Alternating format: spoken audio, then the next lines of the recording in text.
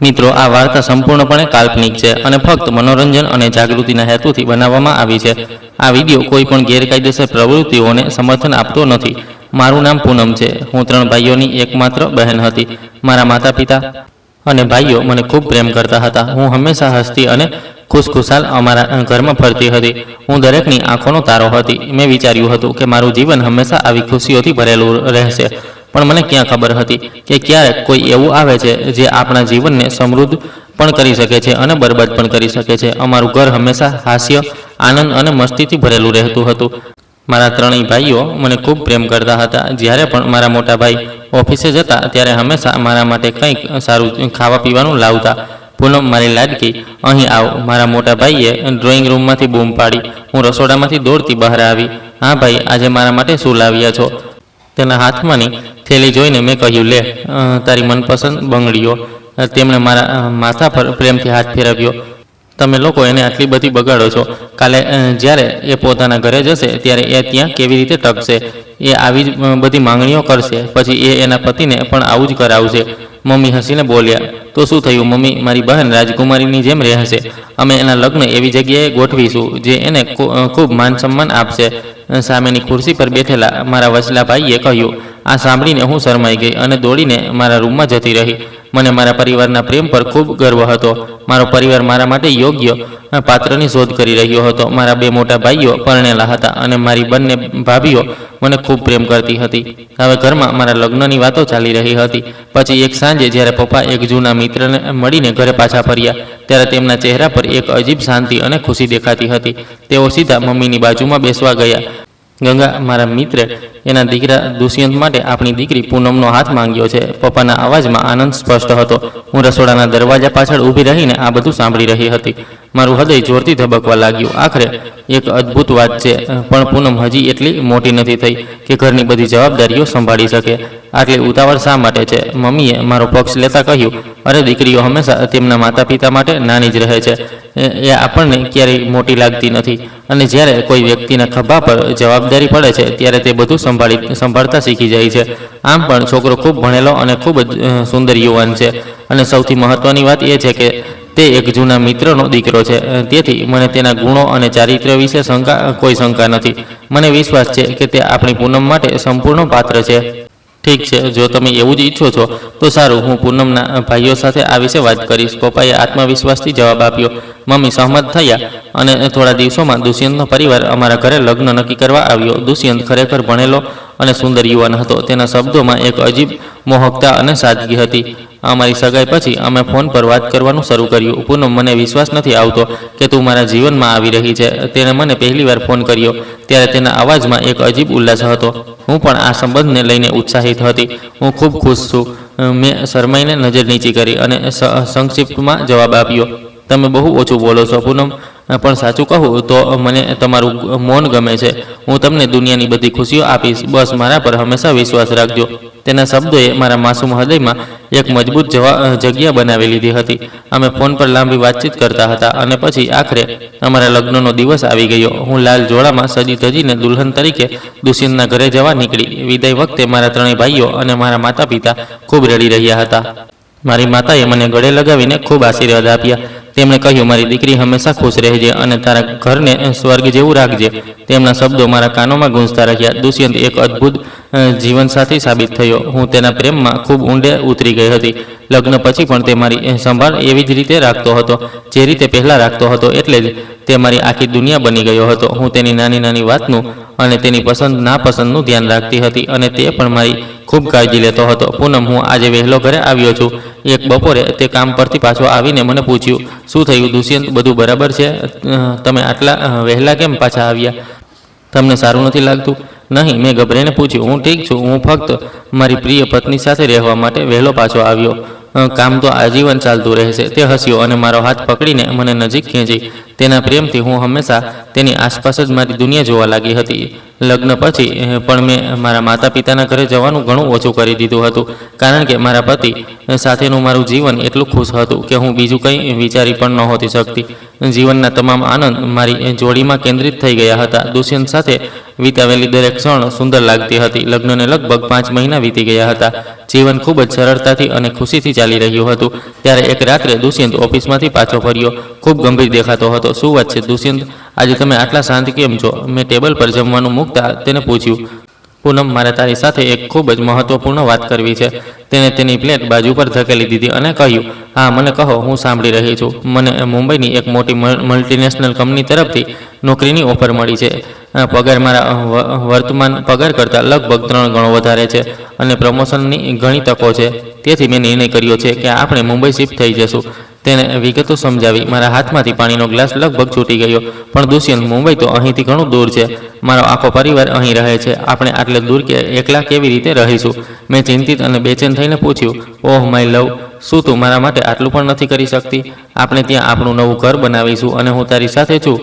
તારે મારી સાથે હોવા છતાં કોઈ વાતની ચિંતા કરવાની જરૂર નથી. અને હું તને સાચું કહું છું, હું તને કોઈ વાતની કમી નહીં થવા દઉં. તેણે મારો હાથ પકડીને પ્રેમથી મારી આંખોમાં જોતા કહ્યું. હું તેના પર એટલી મોહિત હતી કે મેં વિચાર્યા વિના જ હા પાડી દીધી. પછીના થોડા દિવસોમાં અમે પેકિંગ શરૂ કરી દીધું. જ્યારે મારા પરિવારે આ સમાચાર સાંભળ્યા ત્યારે તેઓ થોડા ચિંતિત થયા. પૂનમ, આટલે દૂર શા માટે જવું? દુષ્યંતને અહીં પણ સારી નોકરી મળી શકે છે, ખરું ને? તેને પગાર વધારો અને પ્રમોશન મળશે. મારા મોટા ભાઈએ નારાજગી વ્યક્ત કરતા કહ્યું. ભાઈ, આ દુષ્યંતના કરિયરની વાત છે અને તે જ્યાં પણ રહેશે હું પણ ત્યાં જ રહીશ. ચિંતા ન કરો, તે મારી સાથે છે. તે મારી ખૂબ કાળજી રાખે છે. મેં દુષ્યંતના વખાણ કરીને તેમને શાંત પાડ્યા. દુષ્યંત મને લઈને મુંબઈ શિફ્ટ થઈ ગયો. શરૂઆતના દિવસો ખૂબ મુશ્કેલ હતા.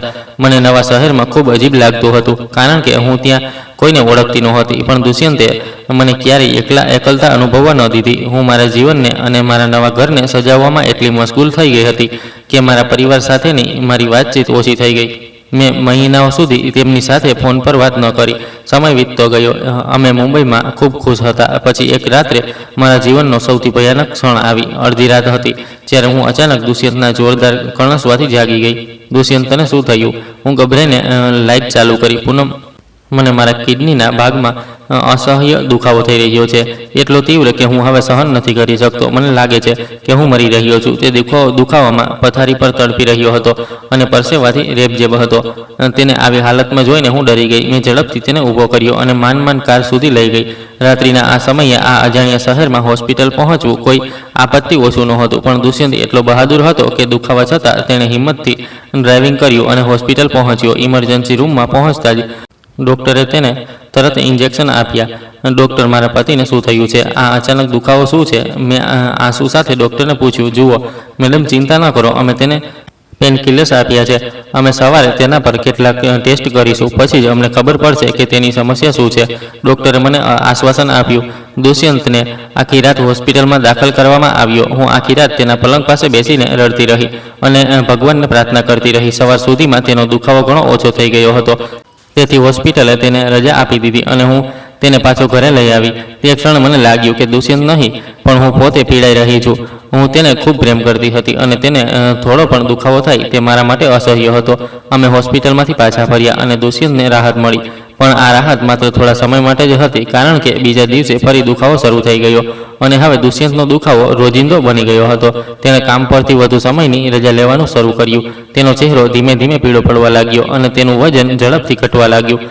એક દિવસ મને થોડી અસ્વસ્થતા હતી એટલે દુષ્યંત તેના રિપોર્ટ્સ લેવા અને બાકીના ચેકઅપ કરાવવા એકલો હોસ્પિટલ ગયો. જ્યારે તે પાછો ફર્યો ત્યારે તે ખૂબ જ વિચિત્ર હાલતમાં હતો. તે માન ઘરે ચાલ્યો અને સોફા પર ઢળી પડ્યો. દુષ્યંત, શું થયું? ડૉક્ટરે શું કહ્યું? અને તારા રિપોર્ટમાં શું છે? હું ગભરાઈને તેની બાજુમાં બેસીને પૂછ્યું. તેને ધ્રુજતા હાથે રિપોર્ટ્સ ટેબલ પર મૂક્યા અને ધ્રુસકે રડી પડ્યો. પૂનમ, બધું પૂરું થઈ ગયું. મારું જીવન પૂરું થઈ ગયું છે. તે બાળકની જેમ રડ્યો. તેને આવી હાલતમાં જોઈને હું ડરી ગઈ. ભગવાનના ખાતર મને કહો, શું થયું? મારું હૃદય બેસી રહ્યું છે. પૂનમ, ડૉક્ટરે મને કહ્યું કે મારી બંને કિડની ધીમે ધીમે સંપૂર્ણપણે બગડી ગઈ છે. તે ડેમેજ થઈ ગઈ છે અને જો મને જલ્દી કિડની ટ્રાન્સપ્લાન્ટ નહીં મળે તો હું જીવી નહીં શકું. તેના શબ્દો મારા કાનોમાં ઓગળેલા કાચની જેમ પડ્યા. આ સાંભળીને હું ડરી ગઈ. મને લાગ્યું કે મારા પર અંધારું છવાઈ ગયું છે અને મારા પગ નીચેથી જમીન સરકી ગઈ છે. ના, આ શક્ય નથી. દુષ્યંત, આ રિપોર્ટ ખોટો હોઈ શકે છે. ચાલો બીજા ડૉક્ટરને મળીએ.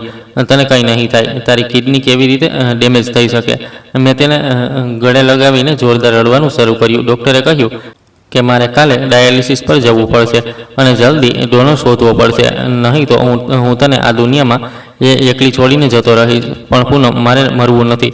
તેણે મારા ખભા પર માથું રાખીને કહ્યું, તે દિવસથી અમારું જીવન નરક બની ગયું. દુષ્યંત અઠવાડિયામાં 3 દિવસ ડાયાલિસિસ માટે હોસ્પિટલ જતો હતો. હું તેને પીડાતા જોઈ શકતી નહોતી. તે આખી રાત દુખાવામાં તરફડતો હતો અને હું ક્યારેક તેના પર હાથ ફેરવીને ભગવાનને પ્રાર્થના કરતી હતી. પછી મેં નક્કી કર્યું કે હું દુષ્યંતને મારો એક ભાગ આપીશ, એટલે કે હું તેને મારી કિડની આપીશ. જેને આપણે પ્રેમ કરીએ છીએ તેમના માટે આપણે ખુશીથી આપણું જીવન આપી દઈએ. તો કિડની શું છે? દુષ્યંત, ચિંતા ન કર, હું તને મારી કિડની આપીશ. આપણે આજે જઈને ડૉક્ટર સાથે વાત કરીશું. એક સાંજે મેં તેને મારો નિર્ણય જણાવ્યો. તું પાગલ થઈ ગઈ છે પૂનમ. મારું જીવન તો પહેલેથી જ ધીમે ધીમે ઘટી રહ્યું છે. તું તારા પોતાના જીવનને શા માટે જોખમમાં મૂકવા માંગે છે? દુષ્યંતે ગુસ્સા અને ઉદાસી સાથે મને શાંત કરવાનો પ્રયાસ કર્યો, પણ હું અંદરથી તૂટી ગઈ હતી. મને લાગ્યું કે હું દુષ્યંત વિના 1 મિનિટ પણ જીવી નહીં શકું. મેં દુષ્યંતને કહ્યું, જો તમે નહીં જીવો તો હું જીવતી રહીને શું કરીશ? જો આપણે સાથે ન જીવી શકીએ તો ઓછામાં ઓછું સાથે મરી તો શકીએ. દુષ્યંતે મારો હાથ પકડ્યો અને રડતા રડતા મને તેની બાજુમાં બેસવા ખેંચી. તારા જેવી વફાદાર અને પ્રેમાળ પત્ની તો નસીબદાર લોકોને જ મળે છે પૂનમ, પણ હું એટલો સ્વાર્થી નથી. હું નથી ઈચ્છતો કે તારી કિડની મારી બીમાર શરીરમાં જાય અને તું આખી જિંદગી એક કિડની પર નિર્ભર રહે. હું ઈચ્છું છું કે તું સ્વસ્થ હાલતમાં ઘણા વર્ષો જીવે. તું મારા મરી ગયા પછી પણ ખુશ રહેજે. મેં ધ્રુસકા ભર્યા અને દુષ્યંતના મોં પર હાથ મૂક્યો. તમે શું બકવાસ કરી રહ્યા છો? તમારા વિના મારું જીવન સંપૂર્ણપણે બરબાદ થઈ જશે. હું તમારા વિના શ્વાસ લેવાનું પણ વિચારી શકતી નથી. આ પછી દિવસોની દલીલ પછી હું દુષ્યંતને આ સ્વીકારવા માટે મનાવી શકી. અમે હોસ્પિટલ ગયા. મેં કેટલાક ટેસ્ટ કરાવ્યા અને સદભાગ્યે મારા ટીસ્યુ દુષ્યંત સાથે મેચ થઈ ગયા. અને આખરે તે દિવસ આવ્યો જ્યારે મેં દુષ્યંતને મારી કિડનીનું દાન કર્યું. જ્યારે મને ભાન આવ્યું ત્યારે મારા શરીરમાં ભયંકર પીડા હતી, પણ મારા હૃદયમાં એક અજીબ શાંતિ હતી કે હવે મારો દુષ્યંત સાજો થઈ જશે. મારી એક કિડની દુષ્યંતના અસ્તિત્વનો ભાગ બની ગઈ હતી, પણ પરિસ્થિતિ એવી નહોતી જેવી મેં કલ્પના કરી હતી. ઘણા અઠવાડિયા વીતી ગયા. દુષ્યંત હોસ્પિટલમાંથી ઘરે પાછો ફર્યો, પણ તે હજી પણ સંપૂર્ણપણે સ્વસ્થ નહોતો. તેનું સ્વાસ્થ્ય દિવસે ને દિવસે બગડી રહ્યું હતું. તે આખો દિવસ પથારીમાં પડ્યો રહેતો અને તેને ખૂબ તાવ આવતો હતો. ડૉક્ટર, મેં દુષ્યંતને મારી કિડની પણ દાન કરી દીધી છે, તો પણ તે કેમ સાજો નથી થતો? તેની હાલત પહેલાં કરતાં પણ ખરાબ લાગે છે. એક દિવસ ચિંતિત થઈને મેં ફોન પર ડૉક્ટરને પૂછ્યું, પૂનમજી, દુષ્યંતનો કેસ ખૂબ જ ગંભીર બની ગયો છે. તેના શરીરને નવી કિડની સ્વીકારવામાં મુશ્કેલી પડી રહી છે. તેને વધુ અદ્યતન સારવારની જરૂર છે, પણ જે સારવાર તેને હવે સાજો કરી શકે છે તે અહીં ભારતમાં ઉપલબ્ધ નહીં હોય. તેથી હું તમને સલાહ આપું છું કે તેને વધુ સારવાર માટે બીજા દેશમાં લઈ જાઓ, જ્યાં શ્રેષ્ઠ તબીબી સુવિધાઓ હોય. ડૉક્ટરે નિરાશા સાથે જવાબ આપ્યો. આ સાંભળીને હું ભાંગી પડી. વિદેશમાં સારવાર માટે લાખો રૂપિયાનો ખર્ચ થશે, જે અમારી પાસે નહોતા. બીજા વિચાર વિના મેં મારા લગ્નમાં મળેલી તમામ જ્વેલરી વેચી દીધી. અમારી બચત અને જ્વેલરીના પૈસા ઓછા પડતા હતા, તેથી મેં મારા ભાઈઓને જૂઠું બોલીને કેટલાક પૈસા ઉધાર લેવાની ફરજ પડી કે દુષ્યંત તે નવો ધંધો શરૂ કર્યો છે અને તેને તેના માટે પૈસાની જરૂર છે. દુષ્યંત, આ પૈસા રાખો, મેં બધી વ્યવસ્થા કરી દીધી છે. હવે આપણે તારી સારવાર માટે વિદેશ જઈશું. મેં પૈસા ભરેલી બેગ તેની સામે મૂકી. હું દુષ્યંત સાથે જવા માંગતી હતી, પણ દુષ્યંતે તરત જ ના પાડી દીધી. પૂનમ, મારો એક જૂનો મિત્ર મારી સાથે ત્યાં રહેશે, કારણ કે તે ત્યાં રહે છે. તેથી તારે ચિંતા કરવાની જરૂર નથી. સારવાર તો મોંઘી છે જ, અને પછી આપણે બંનેના મુસાફરી અને ત્યાં રહેવાનો ખર્ચ. તને ખબર છે કે આપણે બંને માટે તે પરવડી શકે તેમ નથી. તેણે પૈસા પાછા તેની બેગમાં મૂકતા કહ્યું, મેં તેની સાથે દલીલ કરી, પણ હું તને આ હાલતમાં એકલો છોડી શકતી નથી. પણ દુષ્યંતે આગ્રહ કર્યો, તું તારા માતા પિતાના ઘરે જા. હું સંપૂર્ણપણે સાજો થઈને પાછો નહીં આવું ત્યાં સુધી હું તારા વિશે ચિંતા કરતો રહીશ. પણ મેં દુષ્યંતનું ન સાંભળ્યું અને આજ ઘરમાં રહેવાનો નિર્ણય કર્યો. તે સારવાર માટે વિદેશ ગયો અને હું તેના પાછા ફરવાની રાહ જોતી રહી. દુષ્યંતના ગયા પછી ઘર મને ડંખવા લાગ્યું. દરરોજ સવારે હું દરવાજા પરની દુષ્યંતની નેમપ્લેટ જોઈને દિવસની શરૂઆત કરતી હતી, અને દરરોજ રાત્રે હું તેના કપડાં છાતીએ વળગાડીને રડતા રડતા દિવસ પૂરો કરતી હતી. દિવસો મહિનાઓની જેમ પસાર થવા લાગ્યા. ઘરનો દરેક ખૂણો મને દુષ્યંતની યાદ અપાવતો હતો. હું આખો દિવસ તેનો ફોન આવવાની રાહ જોતી હતી. તેણે કહ્યું હતું કે જ્યારે તે સારો અનુભવ કરશે ત્યારે મને ફોન કરશે. ધીમે ધીમે લગભગ 1 મહિનો આ પ્રતીક્ષામાં પસાર થઈ ગયો. એક બપોરે હું મારા પલંગ પર બેસીને દુષ્યંતના ફોટાને સાફ કરી રહી હતી. તેને ધ્યાનથી જોઈ રહી હતી, ત્યારે અચાનક ફોનની ઘંટડી વાગી. સ્ક્રીન પર એક અજાણ્યો વિદેશી નંબર ઝબક્યો. મારું હૃદય જોરથી ધબકવા લાગ્યું. મેં ધ્રુજતા હાથે ફોન ઉપાડ્યો. હેલો, કોણ બોલો છો? મારા અવાજમાં એક અજીબ ગભરાટ હતો અને એક આશા હતી કે કદાચ તે દુષ્યંત હશે. શું હું પૂનમ ભાભી સાથે વાત કરી રહ્યો છું? સામે છેડેથી એક અજાણ્યા વ્યક્તિનો અવાજ આવ્યો. હા, હું પૂનમ છું. તમે કોણ છો? અને દુષ્યંત કેમ છે? મેં બેચેનીથી પૂછ્યું. ભાભી, હું કબીર છું, દુષ્યંતનો મિત્ર. ભાભી, કૃપા કરીને હિંમત રાખો, કારણ કે મારી પાસે તમારા માટે ખૂબ જ ખરાબ સમાચાર છે. તેનો અવાજ બેસી ગયેલો અને ઘોઘરો હતો. આ સાંભળીને મારા હાથ ઠંડા પડી ગયા. મેં બેડશીટને સખત રીતે પકડી લીધી. કેમ? તમે આવું કેમ કહી રહ્યા છો? મારા દુષ્યંતને શું થયું? તે ઠીક છે ને? મારું ગળું અચાનક સુકાઈ ગયું. ભાભી, દુષ્યંત હવે નથી રહ્યા. જ્યારે તેનું અહીં ચેકઅપ થયું ત્યારે ડૉક્ટરે બીજા પર ઓપરેશનની સલાહ આપી, પણ તે ઓપરેશન ખૂબ જોખમી હતું અને ઓપરેશન દરમિયાન તેની હાલત અચાનક બગડી ગઈ અને અમે તેને બચાવી ન શક્યા. કબીરના શબ્દો મારા કાનોમાં હથોડાની જેમ ગૂંજ્યા. ફોન મારા હાથમાંથી સરકીને નીચે પડી ગયો. મને લાગ્યું કે કોઈએ મારું ગળું દબાવી દીધું છે. મારી આંખો સામે અંધારું છવાઈ ગયું અને હું જોરથી ચીસો પાડીને પલંગ પર બેભાન થઈ ગઈ. લાંબા સમય પછી જ્યારે મેં આંખો ખોલી ત્યારે હું હોસ્પિટલના પલંગ પર હતી. મારા ભાઈ અને પપ્પા મારા માથા પાસે ઊભા રહીને રડી રહ્યા હતા. પડોશીઓએ મારી ચીસો સાંભળીને દરવાજો તોડી નાખ્યો અને મને હોસ્પિટલ લઈ ગયા અને મારા પરિવારને જાણ કરી. પૂનમ, મારી દીકરી, ભાનમાં આવ. પપ્પા રડ્યા અને મારા માથા પર હાથ ફેરવ્યો. પપ્પા, મારો દુષ્યંત મને છોડીને જતો રહ્યો. પપ્પા, તે મને આ દુનિયામાં એકલી છોડી ગયો. મેં તેમને ગળે લગાવીને જોરદાર રડવાનું શરૂ કર્યું. મારા મોટા ભાઈ આગળ વધ્યા અને મને દિલાસો આપ્યો. તેમની આંખોમાં પણ આંસુ હતા. હિંમત રાખ પૂનમ, કદાચ આ ભગવાનની ઈચ્છા હતી. અમે દુષ્યંતના મૃતદેહને અહીં લાવવાની વ્યવસ્થા કરીશું. ભાઈએ આ આશ્વાસન આપતા નિવેદન સાથે મને દિલાસો આપ્યો. તે રાત્રે અમે ઘરે પાછા ફર્યા. મારા ભાઈઓએ કબીર સાથે ફરી વાત કરી, જેથી દુષ્યંતને ભારત લાવી શકાય. હું આ અપાર દુઃખથી ભાંગીને જમીન પર બેઠી હતી જ્યારે મારા ભાઈઓ ફોન પર વાત કરતા હતા. જુઓ કબીર, અમે તમામ ખર્ચ ઉઠાવવા તૈયાર છીએ. બસ દુષ્યંતના મૃતદેહને પાછો મોકલવાની વ્યવસ્થા કરો. ભાઈ ગુસ્સા અને દુઃખથી ભરેલા હતા. તેમણે મારી સાથે વાત કરી, પણ થોડી વાર પછી તેણે ફોન મૂકી દીધો અને મારી પાસે આવ્યા. મેં ઉપર જોયું અને તેને જોયો અને તેનું માથું પકડીને બેઠા હતા. તે વિચિત્ર લાગતા હતા. શું થયું ભાઈ? દુષ્યંત ક્યારે આવી રહ્યો છે? મેં રડતા રડતા તેમને પૂછ્યું. પૂનમ, તેના મિત્રે મને કહ્યું કે ઓપરેશન પછી દુષ્યંતના શરીરમાં એક ખતરનાક ચેપ ફેલાઈ ગયો હતો. હોસ્પિટલે ફરી સ્પષ્ટ ઇનકાર કરી દીધો અને કહ્યું કે મૃતદેહને બીજા દેશમાં મોકલવો સુરક્ષિત નથી અને ત્યાંના નિયમો ખૂબ જ કડક છે. મેડિકલ ક્લિયરન્સ વિના તેઓ મૃતદેહને ભારત મોકલી શકતા નથી. તેથી તેમને દુષ્યંતના અંતિમ સંસ્કાર ત્યાં જ કરવાની ફરજ પડી. ભાઈએ આ વાત ખૂબ મુશ્કેલીથી કરી. હું મારા પ્રેમને છેલ્લી વાર જોઈ પણ ન શકી અને તે હંમેશા માટે આ દુનિયામાંથી રાખ બનીને ચાલ્યો ગયો. મારી છેલ્લી આશા પણ તૂટી ગઈ. તે પછી મેં રડવાનું બંધ કરી દીધું, કારણ કે મારા આંસુ સુકાઈ ગયા હતા. હું પથ્થર જેવી મજબૂત બની ગઈ હતી. ભાઈ મને બળજબરીથી તેમની સાથે લઈ આવ્યા. જે ઘરેથી હું લાલ સાડીમાં વિદાય લીધી હતી, હવે તે જેલ જેવું લાગતું હતું. હું આખો દિવસ મારા રૂમમાં એક ખૂણામાં બેસીને શૂન્યમાં તાકી રહેતી હતી. મેં કંઈ ખાધું પીધું નહીં કે કોઈની સાથે વાત ન કરી. પૂનમ, મારા બાળક, ભગવાનના ખાતર એક રોટલીનો ટુકડો ખાઈ લે. તું સુકાઈને પાતળી થઈ ગઈ છે. મમ્મી મારી સામે ખાવાની થાળી મૂકીને વિનંતી કરી. મમ્મી, મને ભૂખ નથી. મહેરબાની કરીને મને એકલી છોડી દો. મેં ઠંડા અવાજે જવાબ આપ્યો અને પછી મોં ફેરવી લીધું. તું ક્યાં સુધી આમ જ રહીશ દીકરી? તારા પર થોડી દયા કર. તારા પિતા તારી આ હાલતથી ખૂબ દુઃખી છે. તેઓ પણ આખો સમય રડે છે. આની પણ મારા પર કોઈ અસર થઈ નહીં. મારા હૃદય પર ઊંડા દુઃખનું એક અચળ પડ જામી ગયું હતું. કોઈએ સાચું જ કહ્યું છે, સમય ક્યારેય કોઈની રાહ જોતો નથી. અને બસ એમ જ આ દુર્ઘટના પછી લગભગ વધુ 3 વર્ષ વીતી ગયા. તે 3 વર્ષમાં ઘણું બદલાઈ ગયું. મારા દુઃખથી ઓવરવેલ્મેડ મમ્મી ખૂબ બીમાર પડ્યા અને પછી એક દિવસ તેમને અચાનક હાર્ટ એટેક આવ્યો અને તેમનું અવસાન થયું. મારા પિતા મારી માતાના વિયોગને સહન ન કરી શક્યા અને થોડા મહિના પછી તેઓ પણ અમને છોડીને ચાલ્યા ગયા. હું બંને માતા પિતાથી વંચિત થઈ ગઈ. મારા મોટા ભાઈ તેમના પરિવાર સાથે તેમની નોકરી માટે બીજા દેશમાં શિફ્ટ થઈ ગયા અને બાકીના 2 ભાઈઓ તેમના વ્યવસાય અને પત્નીઓ અને બાળકો સાથે ખૂબ વ્યસ્ત થઈ ગયા. મારી ભાભીઓના વર્તનમાં પણ બદલાવ આવી ગયો હતો. એક રાત્રે બધા લોનમાં બેઠા હતા. હું હંમેશની જેમ ચૂપચાપ બેઠી હતી. પૂનમ, અમે તારા વિશે એક નિર્ણય લીધો છે. ભાઈએ ગળું સાફ કરીને વાત શરૂ કરી. હા ભાઈ, મને કહો. મેં ભાવહીન થઈને તેમની તરફ જોયું. પૂનમ, મમ્મી અને પપ્પા ગયા અને અમે અમારા કામમાં વ્યસ્ત છીએ. તું આખી જિંદગી એકલી તો ન જ વિતાવી શકે, બરાબર ને? અમે તારા માટે એક ખૂબ જ સારું પાત્ર શોધ્યું છે. તે છોકરાને 2 બાળકો છે. ભાઈએ એક જ શ્વાસમાં બધું કહી દીધું. અચાનક મારી આંખોમાં ગુસ્સા અને ઉદાસીનો ચમકારો થયો. હું ઝડપથી ઊભી થઈ ગઈ. તમે શું કહી રહ્યા છો ભાઈ? હું મારી આખી જિંદગી દુષ્યંતના નામે વિતાવવા માંગુ છું. હું કોઈ બીજા વિશે વિચારી પણ નથી શકતી. મારો ભાવ અચાનક કઠોર અને અડગ બની ગયો. પાગલપણના જેવું વર્તન ન કર પૂનમ. દુષ્યંતને મરી ગયાને ઘણો સમય થઈ ગયો છે અને તું મરેલા લોકોના ભરોસે આખી જિંદગી નથી જીવી શકતી.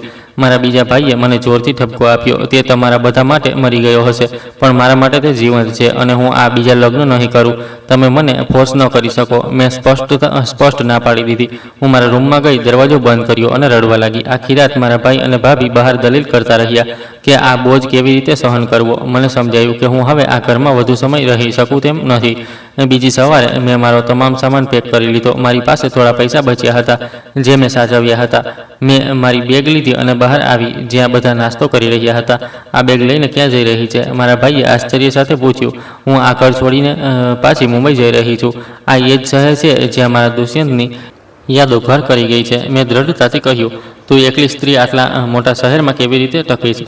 તું તારું ભાન ગુમાવી બેઠી છે. મારા ભાઈએ મને રોકીને કહ્યું, મારો હવે તમારા પર બોજ નથી બનવું. ભાઈ, હું મારી આખી જિંદગી મારી યાદો સાથે જીવીશ. મારી ચિંતા ન કરો. મેં તેનો હાથ હડસેલી દીધો અને ઘર છોડી દીધું. મને રોકવા માટે તેણે વધુ પ્રયાસ ન કર્યો. હું મુંબઈ આવી અને મારા જૂના ઘરની નજીકના એ જ વિસ્તારમાં એક નાનકડો રૂમ ભાડે લીધો. હું એ જ ઘરમાં રહેવા માંગતી હતી, પણ તેનું ભાડું ઘણું વધારે હતું અને હવે મારી પાસે એટલી જગ્યા નહોતી. મારી પાસે એટલા પૈસા નહોતા. મેં તેના રૂમમાં દુષ્યંતનો ફોટો લટકાવ્યો અને તેના કપડાં કબાટમાં ગોઠવ્યા. મને લાગ્યું કે તે તેના નાના રૂમમાં મારી સાથે રહે છે. થોડા મહિના પછી મારી પાસેના પૈસા ખૂટવા લાગ્યા. ભાડું અને કરિયાણાનો ખર્ચ આવરી લેવો વધુને વધુ મુશ્કેલ બની ગયો. મને સમજાયું કે મારે ટકી રહેવા અને માથે છત રાખવા માટે કામ કરવું પડશે. મેં ક્યારેય ઘરની બહાર પગ મૂક્યો ન હતો કે મારી પાસે કોઈ વ્યવસાયિક ડિગ્રી પણ નહોતી જેનાથી હું ઓફિસમાં કામ કરી શકું. તેથી મેં એક ફેક્ટરીમાં નોકરી લીધી. મેં તે ફેક્ટરીમાં રાત દિવસ સખત મહેનત કરી. મારું જીવન એક સીધી રેખામાં આગળ વધી રહ્યું હોય તેવું લાગતું હતું અને આ રીતે વધુ થોડા વર્ષો પસાર થઈ ગયા. પછી એ દિવસ આવ્યો જ્યારે મારી આ જીવિકા છીનવાઈ જશે. ફેક્ટરીના માલિકનું અવસાન થયું હતું અને તેના પુત્રોએ નક્કી કર્યું કે તેઓ આ દેશમાં રહીને ફેક્ટરીનું સંચાલન કરી શકશે નહીં. તેઓ બધા વિદેશ શિફ્ટ થવા માંગતા હતા અને તેથી તેમણે ફેક્ટરી બંધ કરવાની જાહેરાત કરી. ફેક્ટરી બંધ થયા જ અમારા ઘણા ઘરોમાં ચૂલા ઠંડા પડી ગયા. હવે ફરી એકવાર અમારી સામે આજીવિકા શોધવાનો પડકાર હતો. હું મારી બચત પર થોડા દિવસો ટકી રહી, પણ તે પૈસા ક્યાં સુધી ચાલશે? મારા ઘરની નજીક આ એક જ ફેક્ટરી હતી. બીજી બધી ફેક્ટરીઓ એટલી દૂર હતી કે જો હું કામ પર જવા માંગતી તો પણ તે શક્ય નહોતું. હું પાછી આવું ત્યાં સુધીમાં મોડું થઈ જતું અને બધા જાણે છે કે એકલી સ્ત્રી માટે આ સમય કેટલો જોખમી છે. તેથી મેં એક અલગ નિર્ણય લીધો. હું મારા પડોશના એક પોશ વિસ્તાર તરફ ગઈ. તે વિસ્તારમાં મોટા બંગલા, હવેલીઓ અને મહેલો હતા. હું એક મોટા અને વૈભવી બંગલાના દરવાજે ઊભી રહી. ત્યાંના ચોકીદારે મને પૂછ્યું કે હું ત્યાં કેમ છું. તેથી મેં તેને કહ્યું, ભાઈ, હું કામ શોધી રહી છું. જો કોઈ હોય તો કૃપા કરીને મને શોધી આપો. તે ખૂબ મોટી મહેરબાની હશે. ચોકીદાર કદાચ મારા પર દયા ખાઈને મને અંદર લઈ ગયો. તે બંગલાનો ડ્રોઈંગ રૂમ ભવ્ય હતો. થોડીવાર પછી એક ગૌરી ઉંમરની સુંદર સ્ત્રી ડ્રોઈંગ રૂમમાં પ્રવેશી. તે કદાચ બંગલાની માલકીન હતી. મારું નામ અવંતિકા છે. ચોકીદારે મને કહ્યું કે તમે અહીં કામ શોધવા આવ્યા છો. તે આરામ ખુરશી પર બેઠી અને ધ્યાનથી મારી તરફ જોયું. હા મેડમ, મારું નામ પાયલ છે. મને પૈસાની સખત જરૂર છે. કૃપા કરીને મને કોઈ પણ કામ આપો. મેં ઉદાસીથી નજર નીચી કરીને કહ્યું, તમે સારા પરિવારના લોકો છો. શું તમે સફાઈનું કામ કરી શકશો? આ બંગલો ખૂબ મોટો છે. મહિલાએ આશ્ચર્ય સાથે પૂછ્યું, મેડમ, મુશ્કેલી વ્યક્તિને કંઈ પણ કરવા મજબૂર કરે છે. હું પૂરી ખંત અને ઈમાનદારીથી કામ કરીશ. કૃપા કરીને મને એક તક આપો. મારા અવાજમાં વિનંતી હતી. મહિલાએ થોડીવાર વિચાર્યું અને પછી હા પાડી. ઠીક છે, તમે આવતીકાલે સવારે આવી શકો છો. તમને અહીં જમવાનું મળી જશે અને તમારો પગાર મહિનાની 1લી તારીખે ચૂકવવામાં આવશે. મહિલાએ હસીને કહ્યું, તમારો ખૂબ ખૂબ આભાર મેડમ. હું તમારી આ દયા ક્યારેય નહીં ભૂલું. મેં રાહતનો શ્વાસ લીધો. બીજા દિવસે મેં તે બંગલામાં કામ કરવાનું શરૂ કર્યું. તે દિવસ રાત અથાક મહેનત કરી અને દરરોજ રાત્રે મારા નાના ભાડાના એપાર્ટમેન્ટમાં પાછા ફરતી વખતે હું મારા પતિની યાદોમાં ડૂબી જતી હતી. મેં તે માણસને ખૂબ પ્રેમ કર્યો હતો. દરરોજ રાત્રે સૂતા પહેલાં હું દુષ્યંતની કોઈ વસ્તુ રાખતી. હું તેની લાગણીઓ, તેની સુગંધમાં ભીંજાઈ જતી અને યાદોને ફરી જીવંત કરતી હતી. મને લાગતું હતું કે તે બરાબર ત્યાં જ નજીકમાં છે. ક્યારેક મને મારા ખભા પર તેમની હાજરીનો અનુભવ થયો. હું તે શાંત રૂમમાં તેની સાથે વાત કરતી અને પછી રડતા રડતા સૂઈ જતી. બંગલાના માલિક અવંતિકા મેડમ ખૂબ જ સારી અને દયાળુ મહિલા હતી. તેણે મારી સાથે ક્યારેય નોકર જેવું વર્તન ન કર્યું. પાયલ, આજે તે ઘણું કામ કર્યું છે. તું થાકી ગઈ હોઈશ. આવ, મારી સાથે બેસ અને ચા પી.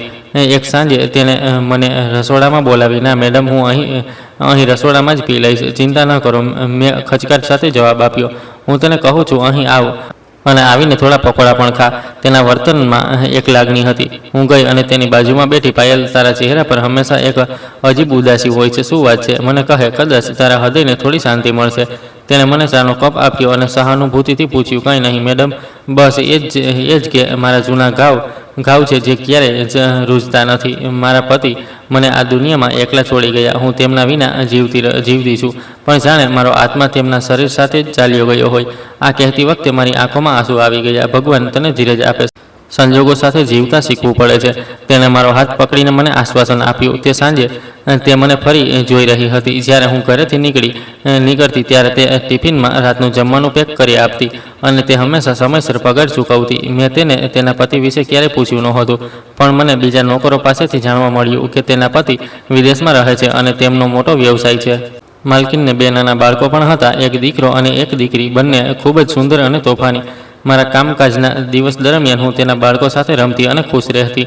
તેઓ મને પાયલ આંટી કહીને બોલાવતા. પાયલ આંટી, આજે અમારે તમને એક વાર્તા કહેવી છે. નાની છોકરી મારા ગળામાં હાથ નાખીને સ્નેહથી કહેતી, હું તને હમણાં કહીશ મારી ઢીંગલી, મને પહેલાં આ ડ્રોઈંગ રૂમ સાફ કરવા દે. હું હસીને તેના વાળ પર હાથ ફેરવતી. તે બાળકોની નિર્દોષતા જોઈને મારું હૃદય એક ક્ષણ માટે હળવું થઈ જતું. મેં તેમની સંભાળ રાખવામાં કોઈ કસર ન છોડી. તેમની રમતિયાળ પ્રવૃત્તિઓ મારા દિવસ ભરી દેતી અને પછી રાત્રે હું મારા અંધારા ઘરમાં પાછી ફરતી અને જૂની યાદોમાં ખોવાઈ જતી. મારા દિવસો આ રીતે પસાર થઈ રહ્યા હતા. મારું જીવન એક દિનચર્યામાં ગોઠવાઈ ગયું હતું. બંગલાનું કામ, મારી માલકીનની હૂંફ, બાળકોનો પ્રેમ અને રાત્રે દુષ્યંતની યાદો. મેં વિચાર્યું કે મારું બાકીનું જીવન આ રીતે જ પસાર થશે અને મને તેનાથી દુઃખ નહોતું. મેં મારા હૃદયમાંથી નવી આશાઓ અને નવા લોકોને સંપૂર્ણપણે દૂર કરી દીધા હતા. સમય તેની પોતાની ગતિએ પસાર થઈ રહ્યો હતો. મારું જીવન તે મોટા બંગલાની 4 દિવાલો અને તેના રહેવાસીઓની આસપાસ ફરતું હતું. મારા માલકીને મારી સાથે મોટી બહેન જેવું વર્તન કર્યું. તે મારું દુઃખ સમજતી હતી અને મને તેની એકલતા અનુભવાતી હતી.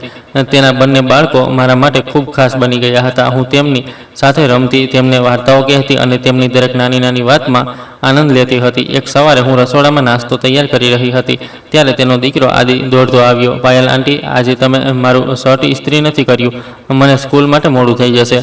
તેણે મોં બગાડીને ફરિયાદ કરી. આદિ બેટા, મેં તારું શર્ટ ઇસ્ત્રી કરીને ત્યાં ટેબલ પાસે મૂકી દીધું છે. તે કદાચ ધ્યાનથી જોયું નહીં હોય. મેં દૂધમાં બોર્ન સોન મૂકીને હસતા હસતા પ્રેમથી જવાબ આપ્યો. ઠીક છે, સારું, હું જઈને તપાસ કરું છું. તમે ખૂબ સારા આંટી છો. તે આનંદથી કૂદતો પાછો દોડી ગયો. મેં ઊંડો શ્વાસ લીધો અને હસી. તે બાળકોની નાની નાની વાતો મારા હૃદયના વેરાન આંગણાને ખીલવી દેતી હતી. મેં આખો દિવસ બંગલાના કામકાજમાં વ્યસ્ત વિતાવ્યો. જ્યારે બાળકો બપોરે સ્કૂલેથી ઘરે આવતા ત્યારે હું તેમને જમવાનું ખવડાવતી અને પછી તેમનું હોમવર્ક કરાવવા તેમની સાથે બેસતી. જ્યારે માલકીન બપોરે ઓફિસથી પાછી આવતી ત્યારે તે મને તેના રૂમમાં બોલાવતી. તે તેના પતિને ખૂબ યાદ કરતી હતી. પાયલ, આજે મને ફરી તેમની યાદ આવી રહી છે. મને ખબર નથી કે આ રાહ ક્યારે પૂરી થશે. તે ઉદાસીથી બારી બહાર જોતા બોલી. તેની આંખોમાં એક અજીબ એકલતા હતી. પણ મેડમ, ચિંતા ન કરો, સમયને વાર નથી લાગતી. સાહેબ ખૂબ જલ્દી પાછા આવશે. હું તેની બાજુમાં ઊભી રહી અને તેને દિલાસો આપવાનો પ્રયાસ કર્યો. તને ખબર છે પાયલ, મેં તેને છેલ્લા 2 વર્ષ પહેલાં જોયો હતો. તે બિઝનેસના કામ માટે વિદેશ ગયા હતા અને ત્યાં તેમનું કામ એટલું ઇન્ટેન્સ છે કે તેમને પાછા આવવાનો મોકો જ નથી મળ્યો. અમે ફોન પર વાત કરીએ છીએ, પણ રૂબરૂ મળવાની ઝંખના મારા હૃદયને બેચેન રાખે છે. તેણે ઊંડો શ્વાસ લીધો અને તેનું વાક્ય પૂરું કર્યું. તમે ખૂબ નસીબદાર છો મેડમ. ઓછામાં ઓછું તમને ખબર તો છે કે તમારા પતિ ક્યાં છે અને તે એક દિવસ તમારી પાસે પાછા ફરશે. મારા વિશે વિચારો, જેણે બધું ગુમાવી દીધું છે. હવે રાહ જોવાની કોઈ આશા જ નથી રહી. આ કહેતા મારા આંસુ ફરી વળી આવ્યા. મને માફ કરજે પાયલ, હું મારા પતિના દુઃખમાં તારું દુઃખ ભૂલી ગઈ. તું ખરેખર બહાદુર છે, આટલો મોટો આઘાત સહન કરીને જીવી રહી છે. તેણે પ્રેમથી મારો હાથ પકડ્યો અને મારા આંસુ લૂછ્યા. જ્યારે હું તે રાત્રે મારા નાના ભાડાના એપાર્ટમેન્ટમાં પાછી આવી ત્યારે દિવસના થાક છતાં હું સૂઈ શકી નહીં. એક સવારે જ્યારે મારે કામ પર જવાનું હતું ત્યારે હું ઘણીવાર એક ખોટું સ્મિત પહેરેલી લેતી જેથી કોઈ મારું દુઃખ ન જોઈ શકે. એક દિવસ હું ડ્રોઈંગ રૂમની સફાઈ કરી રહી હતી ત્યારે અચાનક મેડમના રૂમમાંથી તેમનો ખુશખુશાલ અવાજ સંભળાયો. હું ગભરાઈ ગઈ અને દોડીને તેમના રૂમમાં ગઈ. શું થયું મેડમ, તમે ઠીક છો ને? મેં દરવાજો ખોલીને ગભરાઈને પૂછ્યું. પાયલ, તે આવી રહ્યા છે. મારા પતિ પાછા આવી રહ્યા છે. તેમણે હમણાં જ ફોન કરીને કહ્યું કે તે આવતીકાલે સવારે ભારત આવી રહ્યા છે. તે બાળકની જેમ ખુશીથી કૂદી રહી હતી. તેના ચહેરા પર ખુશી છલકાતી હતી. આ તો ખૂબ જ સારા સમાચાર છે. ભગવાન તમને હંમેશા સાથે રાખે અને તમે આમ જ હસતા અને હસાવતા રહો. મેં તેના માટે મારા પૂરા હૃદયથી પ્રાર્થના કરી અને ખુશીમાં ભાગ લીધો. મને વિશ્વાસ નથી આવતો પાયલ, મારા પતિ આટલા લાંબા સમય પછી આવી રહ્યા છે. મને ખબર નથી કે શું કરવું અને તૈયારી ક્યાંથી શરૂ કરવી. તે ખુશીથી પાગલ થઈ ગઈ હતી. તે દિવસથી બંગલાનો આખો નકશો બદલાઈ ગયો. મેડમે બધા નોકરોને ભેગા કર્યા અને તેમને સૂચનાઓ આપવાનું શરૂ કર્યું. રામુ કાકા, તમે આજે બગીચાને સારી રીતે કાપશો અને બીજા બધા છોડને પાણી આપશો. સાહેબને તેમનું લોન હરિયાળું અને સ્વચ્છ ગમે છે. હા મેડમ, એવું જ થશે. પાયલ, તું મારી સાથે આવ. આપણે સાહેબનો રૂમ સંપૂર્ણ નવો તૈયાર કરવો પડશે. તેમને ધૂળ અને ગંદકીથી ખૂબ એલર્જી છે. રૂમમાં પડદાથી લઈને બેડશીટ સુધી બધું બદલવાની જરૂર છે. મારી તરફ ફરીને તેણે ઝડપથી કહ્યું, હા મેડમ, હું બધા પડદા ઉતારીને ધોવા માટે મૂકી દઈશ અને નવી ચાદર લઈ આવીશ. તમે બિલકુલ ચિંતા ન કરો, હું બધું તેમની પસંદગી પ્રમાણે ગોઠવીશ. હું હસી અને તેની ગભરાટ ઓછી કરવા માટે તેનો હાથ પકડ્યો. અમે તે આખો દિવસ સખત મહેનત કરી. મેં આખો ફ્લોર ધોયો, બારીના કાચને પોલિશ કર્યા અને ડ્રોઈંગ રૂમના સોફા કવર બદલ્યા. બંગલાનો દરેક ખૂણો ચમકવા લાગ્યો. માલકીન પોતે મારી સાથે ઊભી રહીને દરેક વસ્તુની સફાઈ કરતી હતી. પાયલ, સાહેબને આ જમવાનું ખૂબ ગમે છે. તું આવતીકાલે સવારે રસોડા માટે બધી તૈયારી કરી રાખજે. આપણે સાથે મળીને તેમનું મનપસંદ ભોજન બનાવીશું. તેણે રસોડાનો સામાન ચેક કરતા મને સૂચના આપી, ચિંતા ન કરો મેડમ, હું સવારે વહેલા રામુ કાકાને બજારમાં મોકલીશ અને એટલું સ્વાદિષ્ટ ભોજન બનાવીશ કે સાહેબ આંગળીઓ ચાટતા રહી જશે. મેં ખુશીથી હા પાડી. આ બધું કરતી વખતે મને વારંવાર દુષ્યંતની યાદ આવતી હતી. દુષ્યંતને પણ મારું જમવાનું ખૂબ ગમતું હતું. જ્યારે પણ તે કામ પરથી થાકીને ઘરે આવતો ત્યારે હું તેને મારા હાથે બનાવીને ખવડાવતી હતી. માલકીનની ખુશી જોઈને મને મારા પોતાના દિવસો યાદ આવ્યા, જ્યારે હું પણ દુષ્યંતની આવી જ રીતે રાહ જોતી હતી. પણ મેં મારી ઉદાસી છુપાવી રાખી અને મારી માલકીનની ખુશીમાં ભાગ લીધો. બાળકોને પણ તેમના પિતાના આગમનની જાણ થઈ હતી અને તેઓ બંને ખુશીથી પાગલ હતા. પાયલ આંટી, પપ્પા આવી રહ્યા છે. અમે તેમની સાથે ખૂબ રમીશું અને તે અમારા માટે ઘણા બધા રમકડા લાવશે. પીહુએ મારા ગળામાં હાથ નાખીને ખુશીથી તાળી પાડી. હા ડિયર, તારા પિતા તારા માટે અદ્ભુત ભેટ લાવશે અને તમને બંનેને ખૂબ પ્રેમ કરશે. મેં પ્રેમથી કહ્યું. તેના વાળ બાંધતી આંટી, મેં પપ્પા માટે જે ડ્રોઈંગ બનાવ્યું છે તે તેમને ગમશે. આદિએ મને તેનું ડ્રોઈંગ પેપર બતાવીને નિર્દોષતાથી પૂછ્યું, વાહ, આ કેટલું સુંદર ડ્રોઈંગ છે આદિ. તારા પિતા તેને જોઈને ખૂબ ખુશ થશે. મેં તેને પ્રેમથી આશ્વાસન આપ્યું. આખરે જે દિવસની બધા રાહ જોઈ રહ્યા હતા તે આવી ગયો. સવારથી જ ઘરમાં એક અજીબ હલચલ હતી. હું સવારે વહેલા ઉઠી અને આખા ઘરમાં કપૂરની સુગંધ કરી. રસોડું વિવિધ વાનગીઓની સુગંધથી ભરાઈ ગયું હતું. માલકીને તેની મનપસંદ લાલ સાડી પહેરી હતી અને હમણાં જ પાર્લરમાંથી આવી હતી. તેના ચહેરા પર એક અજીબ ચમક હતી. પાયલ, જો હું કેવી લાગુ છું? શું હું તેમને એવી જ લાગીશ જેવી હું પહેલાં લાગતી હતી? હું બહુ મોટી તો નથી લાગતી ને? તે અરીસા સામે ઊભી રહીને મને નર્વસનેસ અને આનંદના મિશ્રણ સાથે પૂછી રહી હતી. મેડમ, તમે ખૂબ સુંદર લાગો છો. સાહેબ જ્યારે તે તમને જોશે ત્યારે તે તમારી પરથી નજર હટાવી નહીં શકે. તમારા પ્રેમથી તમારા ચહેરા પર વધુ ચમક આવી છે, એક ચમક જે કોઈ મેકઅપ લાવી શકતો નથી. મેં પૂરા દિલથી તેની પ્રશંસા કરી. તારી જીભ ખૂબ મીઠી છે પાયલ. ભગવાન કરે તે મને જોઈને ખુશ થાય.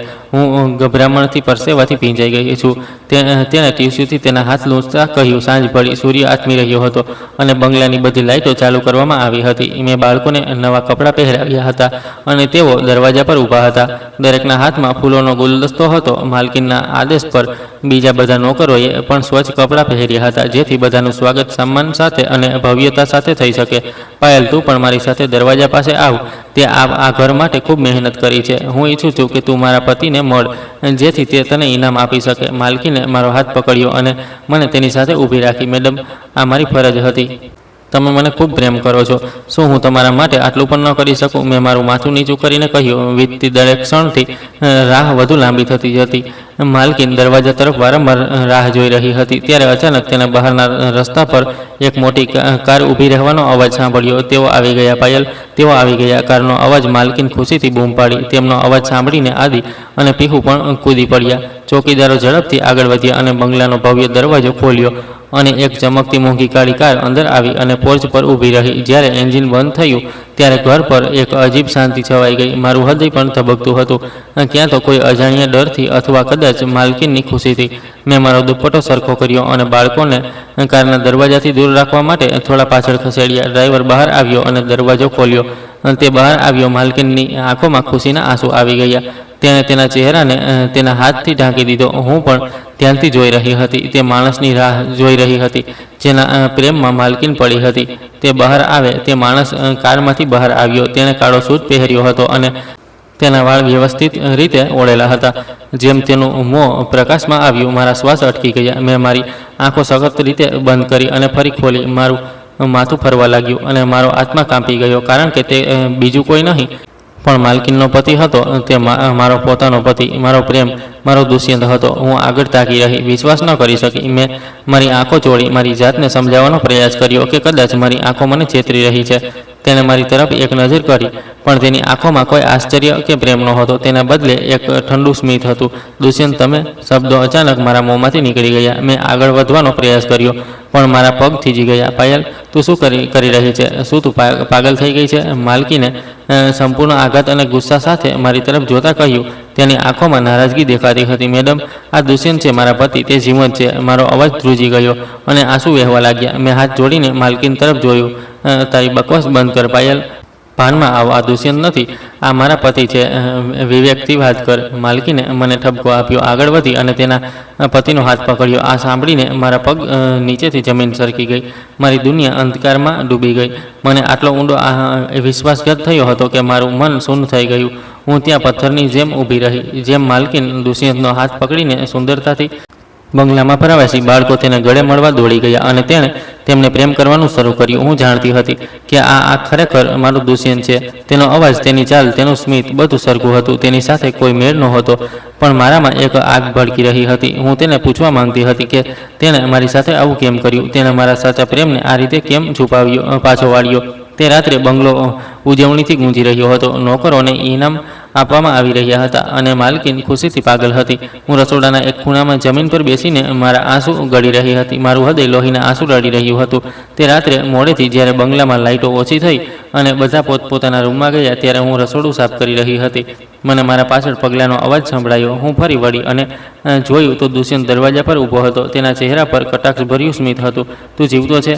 તે મારી સાથે આવું કેમ કર્યું? હું તેની પાસે ગઈ અને તેનો કોલર પકડવાનો પ્રયત્ન કર્યો, પણ તેને મારો હાથ હડસેલી દીધો. મેં તારો ઉપયોગ કર્યો.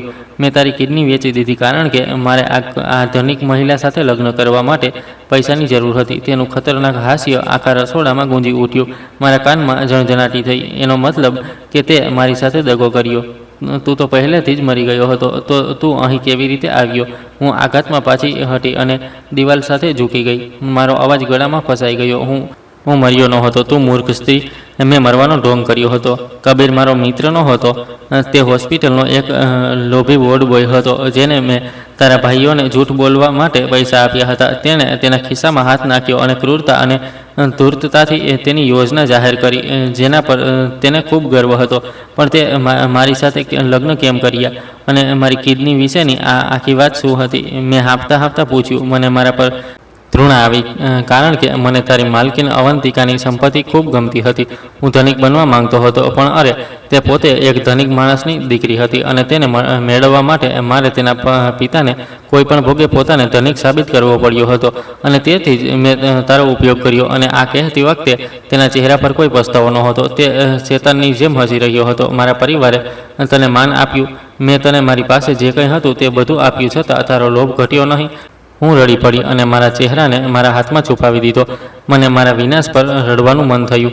જ્યારે મને તારા પરિવાર પાસેથી મને ધનિક બનાવવા માટે કંઈ સારું ન મળ્યું, ત્યારે મેં તારી કિડની વેચી દીધી.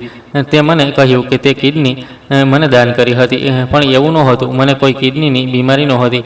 મેં તે બધા ખોટા રિપોર્ટ્સ બનાવવા માટે ડૉક્ટરને મોટી લાંચ આપી હતી. તેને કોઈ કહેલો એક દરેક શબ્દ મારા હૃદયમાં ખંજરની જેમ લાગ્યો. મેં મારી કિડની એવા માણસને આપી દીધી જે તેને સોદો માનતો હતો. તું માણસ નથી, તું વરુ છે. તે મારું જીવન બરબાદ કરી નાખ્યું. હું ચીસો પાડી, પણ મારો અવાજ નરમ હતો, કારણ કે હું અંદરથી સંપૂર્ણપણે તૂટી ગઈ હતી. તે ફરી જોરથી હસ્યો અને ઘમંડથી કહ્યું, એ મારી યોજના હતી. જો મેં તારા બધા પૈસા અને જ્વેલરી લૂંટી લીધા અને સારવારના બહાને વિદેશ ગયો. જો કે મને એવું કંઈ થયું નહોતું. મેં તે પૈસા મારા વ્યવસાયમાં રોક્યા. મેં જેને પ્રેમ કર્યો તેની સાથે લગ્ન કર્યા અને હવે મારી પાસે બધું છે. મારી પાસે સન્માન છે, મારી પાસે એક શહેર, એક પત્ની અને બાળકો છે, અને અહીં તું છે મારા પોતાના બંગલામાં સાવરણી કરી રહી છે. તે ફરી હસ્યો, મારી મજાક ઉડાવતા. તેનું હાસ્ય મારા કાનના પડદા પાડી રહ્યું હતું. તારી બકવાસ બંધ કર, બદમાશ. અચાનક રસોડાના દરવાજામાંથી એક જોરદાર અવાજ આવ્યો. માલકીન અવંતિકા ત્યાં ઊભી હતી. તેનો ચહેરો ગુસ્સા અને દુઃખથી લાલ હતો. તેણે દુષ્યંતના ગાલ પર એક જોરદાર થપ્પડ મારી. માલકીન આગળ વધી અને દુષ્યંતના ગાલ પર પૂરી તાકાતથી થપ્પડ મારી, જે લાલ થઈ ગયો. તેનો પડઘો આખા રસોડામાં ગુંજી ઉઠ્યો. તું શું કરી રહી છે અવંતિકા? મારું સાંભળ. દુષ્યંતે ગભરાઈને તેનો ગાલ ઘસ્યો અને પોતાનો બચાવ કરવાનો પ્રયાસ કર્યો. તેની બધી ધૂર્તતા હવે તૂટી ગઈ હતી. મેં બધું સાંભળ્યું છે. તું કેટલો નીચ વ્યક્તિ છે. મને ખબર નહોતી કે તે મારી સાથે આટલો મોટો દગો કર્યો છે. તે મારા પૈસાથી અયાસીનું જીવન જીવ્યું અને આ નિર્દોષ છોકરીનું જીવન બરબાદ કરી નાખ્યું, જેણે તારા માટે તેની કિડની પણ આપી દીધી. માલકીનની આંખોમાં આંસુ હતા, પણ તેના અવાજમાં ભયંકર ગુસ્સો હતો. હું ભાંગી પડી હતી, પણ આ વખતે હું ચૂપ નહીં રહું. મેં નક્કી કર્યું કે હું મારા પ્રેમ અને બલિદાનની મજાક ઉડાવનાર કોઈને છોડીશ નહીં. મેં મારા આંસુ લૂછ્યા અને સીધી ઊભી રહી. મેડમ, આ માણસ પ્રેમ પર એક કલંક છે. તેણે મને જીવતા શબમાં ફેરવી દીધી છે. હું દ્રઢતાથી તેની પાસે જઈને બોલી. મારી અંદરની રડતી પાયલ મરી ગઈ હતી. હું તેની સાચી ઓળખ દુનિયા સામે જાહેર કરીશ. પાયલ, ચિંતા ન કર. હું તેની વિરુદ્ધ પોલીસ રિપોર્ટ ફાઇલ કરીશ. તેને છેતરપિંડી કરી અને અંગોની દાણચોરીનો ગુનો કર્યો છે. મેડમ, તેણે નિર્ણાયકતાથી પોતાનો ફોન બહાર કાઢ્યો. દરેક શબ્દ દુષ્યંત માટે મૃત્યુ જેવો હતો. અવંતિકા, મને માફ કરી દે. મેં ભૂલ કરી. હું તારા વિના જીવી નહીં શકું. કૃપા કરીને આપણા બાળકો વિશે વિચાર. તે તેના પગ પર પડી ગયો માફી માંગતો. તે ભિખારી જેવો લાગતો હતો. મારા બાળકોનો પિતા ગુનેગાર છે. ગુનેગાર કે જુલ્મી ન હોઈ શકે. તે મારા પિતાની સંપત્તિ માટે આ બધું કર્યું. હવે તું સળિયા પાછળ સળીશ. મેડમ, તેને પાછળ ધકેલી દીધો અને કઠોરતાથી જવાબ આપ્યો. આ વખતે તેની બીજી પત્નીએ પણ મને સાથ આપ્યો. તે જ રાત્રે માલકીને પોલીસને બોલાવી. દુષ્યંતની સાચી ઓળખ બહાર આવી. પોલીસે તેની ધરપકડ કરી. એક જ ક્ષણમાં તેની બધી પ્રતિષ્ઠા, સંપત્તિ અને તેણે આટલી ઊંડી રીતે યોજન કરેલું બધું જ જતું રહ્યું. તે સંપૂર્ણપણે એકલો પડી ગયો. મારા માલકીન અને મેં તેની યોજનાની દરેક વિગત પોલીસ સાથે શેર કરી અને કોર્ટમાં જુબાની આપી. તેના આધારે માત્ર ડૉક્ટર જ નહીં, પણ વોર્ડ બોય જેણે દુષ્યંતને આ આખી યોજનાના મદદ કરી હતી, અને બીજા ઘણા લોકો જેઓ બ્લેક માર્કેટિંગમાં સામેલ હતા, જેના દ્વારા દુષ્યંતે તેનું કામ પાર પાડ્યું હતું, તે બધા પકડાઈ ગયા, જેનાથી ભવિષ્યમાં ભોગ બનનારા અસંખ્ય લોકોનો જીવ બચી ગયો. કોર્ટે તે બધાને સખત સજા ફટકારી. દુષ્યંતની તમામ મિલકત જે તેણે તેની માલકીનના પૈસાથી મેળવી હતી, તે જપ્ત કરીને ફરી તેના નામે ટ્રાન્સફર કરવામાં આવી. આ દુર્ઘટનાએ મને હચમચાવી દીધી, પણ મેં મારી જાતને સંભાળી. મેં મારા ભાડાના એપાર્ટમેન્ટમાં દુષ્યંતના તમામ સંભાળના અને ફોટોગ્રાફ સળગાવી દીધા. મેં મારા માતા પિતા સાથે વાત કરી. જ્યારે મારા ભાઈઓને સત્યની જાણ થઈ ત્યારે તેઓ ખૂબ શરમાયા. તેમણે મારી માફી માંગી અને કહ્યું, બહેન, અમે તારું દુઃખ ન સમજ્યા અને તને એકલી છોડી દીધી. મેં મારા ભાઈઓને માફ કરી દીધા, કારણ કે મારામાં કોઈ ગુસ્સો કે નફરત બાકી નહોતી. મેં મારું જીવન નવેસરથી શરૂ કરવાનું નક્કી કર્યું અને ફરી ક્યારેય કોઈના પર નિર્ભર ન રહેવાની પ્રતિજ્ઞા લીધી. જ્યારે મેં મારા માલકીનની નોકરી છોડવા માંગી ત્યારે તેણે મને રોકી લીધી. તેણે કહ્યું, તારી સાથે ઘોર અન્યાય થયો છે પાયલ. જેને હું કહું છું, હું તે બદલી શકું નહીં, પણ ઊંડે અમે સામાન્ય પીડા અનુભવી છે, કારણ કે અમને દગો આપનાર માણસ એક જ છે. મેડમે દુષ્યંતના નામે જે મિલકત હતી તે બધી મારા નામે ટ્રાન્સફર કરી દીધી. મેં તેને સમજવાનો પ્રયાસ કર્યો, પણ તે ન માની. તેણે કહ્યું, દુષ્યંતે તારી સાથે જે કર્યું તેની સરખામણીમાં આ કંઈ નથી, અને તારે આને તારો અધિકાર માનવો જોઈએ, ભીખ નહીં. જે મિલકત હવે મારા નામે હતી તે ખૂબ મૂલ્યવાન હતી. મેં તેમાંથી કેટલીક વેચીને સારા કામ માટે વાપરવાનું નક્કી કર્યું. મેં તેના એક ભાગ પર અનાથ આશ્રમ ખોલ્યું. માલકીને પણ મને આ પ્રયાસમાં ટેકો આપ્યો. તું ખૂબ જ મજબૂત છે પાયલ. તે તારા દુઃખને તાકાતમાં બદલી નાખ્યું. મને તારા પર ગર્વ છે. હવે હું મારું આખું જીવન આ અનાથ બાળકો સાથે પ્રેમથી વિતાવવા માંગુ છું. તેઓ મને માં કહીને બોલાવે છે અને તેમનું સ્મિત મારા બધા ઘાવ રૂજાવી દે છે. તેમના દ્વારા હું મારા ભૂતકાળના દર્દને ભૂલવાનો પ્રયાસ કરું છું. કાયદાએ દુષ્યંતને તેણે મારી સાથે જે કંઈ કર્યું તેની સજા આપી છે, પણ કદાચ તે સજા તેના માટે પૂરતી નહોતી. તેઓ કહે છે કે વ્યક્તિના કર્મો હંમેશા ફળ આપે છે. એક દિવસ માલકીને મને કહ્યું કે તેને જેલરનો ફોન આવ્યો છે, જેમણે અમને બંનેને જેલમાં બોલાવ્યા છે. મને મૂંઝવણ થઈ કે અમને ત્યાં કેમ બોલાવવામાં આવ્યા છે. જ્યારે અમે ત્યાં પહોંચ્યા ત્યારે જેલરના ખુલાસાથી અમે બંને સ્તબ્ધ થઈ ગયા. તેણે કહ્યું, દુષ્યંત ધીમે ધીમે મરી રહ્યો છે, કારણ કે તેની બંને કિડની ફેલ થઈ રહી છે, જે હાઈ બ્લડ પ્રેશર અને વધુ પડતા આલ્કોહોલના સેવનનું પરિણામ છે. ટ્રાન્સપ્લાન્ટ વિના તેનું બચવું અશક્ય છે. અમે ડાયાલિસિસ કરી રહ્યા છીએ, પણ તેનો બ્લડ ગ્રુપ ખૂબ જ દુર્લભ છે. ડોનર શોધવો સરળ નથી. જો ડોનર નહીં મળે તો તેની હાલત દરરોજ બગડશે. આ કહ્યા પછી જેલર ચૂપ થઈ ગયા. પછી તે અમને દુષ્યંત પાસે લઈ ગયા. દુષ્યંતની હાલત ખરેખર દયનીય હતી. તે સંપૂર્ણપણે સુકાઈ ગયો હતો અને અડધા મરેલા શબ જેવો લાગતો હતો. જેમ તેણે મને જોઈ, તેણે હાથ જોડ્યા અને રડવા લાગ્યો અને માફી માંગવા લાગ્યો. તેણે કહ્યું, ભગવાન મને તેનું ફળ આપી રહ્યા છે, જેમ મેં તારી સાથે કર્યું. જો શક્ય હોય તો કૃપા કરીને મને માફ કરો અને મારા માટે પ્રાર્થના કરો કે મને કોઈ જીવન આપનાર મળી જાય. તેની હાલત જોઈને મને દુઃખ થયું, પણ મેં હજી પણ મારી હિંમત ભેગી કરી અને તેને કહ્યું, આજે તને સમજાયું હશે કે તે મારી સાથે જે કર્યું તેની પીડા કેટલી ઊંડી હતી. પણ મને અફસોસ છે કે જો હું ઈચ્છું તો પણ તારા માટે પ્રાર્થના નહીં કરી શકું, કારણ કે જો તે મને ખાલી દગો આપ્યો હોત અને મારી કિડની લીધી હોત તો હું તને માફ કરી દેત. પણ તે મારા પ્રેમનું અપમાન કર્યું છે અને તેના માટે હું તને ક્યારેય માફ નહીં કરું. આ કહીને માલકીન અને હું બંને ત્યાંથી નીકળી ગયા. માલકીને કહ્યું, તે યોગ્ય કર્યું પાયલ. તે માણસ ક્યારે આપણી દયા અને પ્રેમને લાયક નહોતો. તેણે જેવું વાવ્યું તેવું લણ્યું અને તે જ સાચો ન્યાય છે, ભગવાનનો ન્યાય, જેનાથી આ દુનિયામાં કોઈ બચી શકતું નથી. મિત્રો, કોઈના વિશ્વાસ અને પ્રેમનો વિશ્વાસઘાત ક્યારેય સજા વિનાનો રહેતો નથી. કોઈ તેમના કર્મોના પરિણામોથી ક્યારેય બચી શકતું નથી, કારણ કે તમે જે વાવો છો તે જ લણો છો. મિત્રો, જો તમને આ વાર્તા ગમી હોય તો કૃપા કરીને ટિપ્પણી કરીને અમને જણાવો કે તમને તે કેવી લાગી અને તમે કયા શહેરમાંથી અને તેને સાંભળી રહ્યા છો. દરેક ટિપ્પણી મને વધુ મહાન વાર્તાઓ લાવવા માટે પ્રોત્સાહન કરે છે. તો કૃપા કરીને વિડીયોને લાઇક કરો અને તેને બૂસ્ટ આપો. ચેનલને સબસ્ક્રાઈબ કરવાનું ભૂલશો નહીં. અને જો તમને મારા પ્રયત્નો ગમ્યા હોય તો કૃપા કરીને મને સ્ટાર આપીને તમારો પ્રેમ અને સમર્થન બતાવો, જેથી હું મારા માટે આવી અદ્ભુત વાર્તાઓ લાવવાનું ચાલુ રાખી શકું.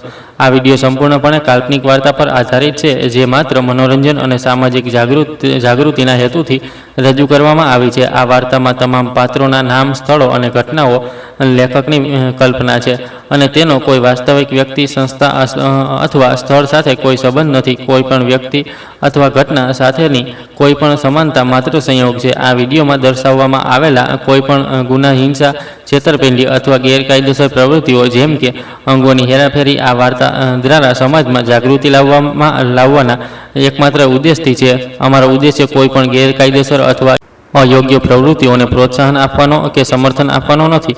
દર્શકોને વિનંતી છે કે આ વિડીયોને માત્ર એક કાલ્પનિક વાર્તા અને સામાજિક સંદેશ તરીકે જ જુએ.